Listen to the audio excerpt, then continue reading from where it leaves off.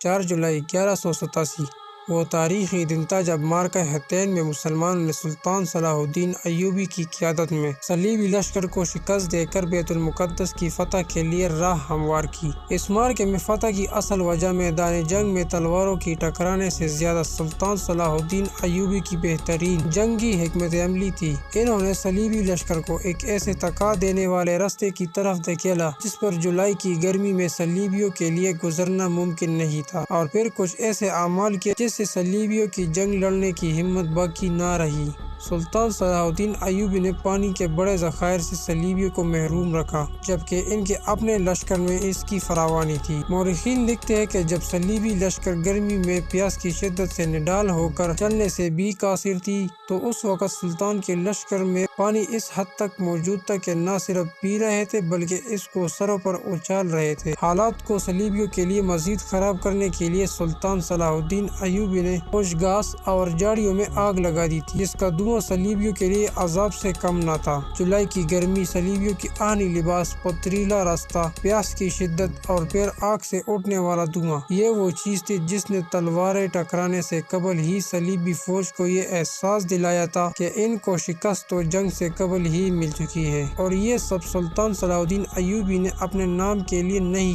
بلکہ اسلام کے لیے کیا تھا۔ یہی وجہ ہے کہ وہ اپنے لشکر سے مخاطب ہو کر فرماتے ہیں کہ میری خاطر نہیں، صرف اللہ کے لیے جہاد کرو۔ اس لیے جب لشکر آخر میں ٹکرائے تو صلیبی جنگ ہی نہ کر سکے، اور ان کو ایسی شکست ہوئی کہ پورے خطے میں ان کو بچانے والا کوئی نہ تھا۔ اس معرکے میں صلیبی فوجی قیادت قتل ہوئی، اور قیدی اتنے زیادہ تھے کہ ان کو شام کے شہر دمشق میں جوتے کے جوڑوں کے بدلے بیچا گیا۔ یہاں سے فراغت پا کر سلطان صلاح الدین ایوبی نے لشکر کو مختلف قلعوں اور علاقوں کی طرف روانہ کیا، اور مختصر عرصے میں درجنوں علاقے صلیبی قبضے سے آزاد ہوئے، جیسے کہ تبریہ، عکا، صدا، بیروت، اسکلان وغیرہ۔ پھر یہی وہ فوج تھی جو سفر کرتے ہوئے 20 ستمبر کو بیت المقدس کے باہر پہنچی، جہاں صلیبیوں کا ایک محدود لشکر موجود تھا، جس نے مختصر مدت لڑنے کے بعد شکست قبول کرنے کو غنیمت جانا اور شہر مسلمانوں کے حوالے کیا۔ اور یوں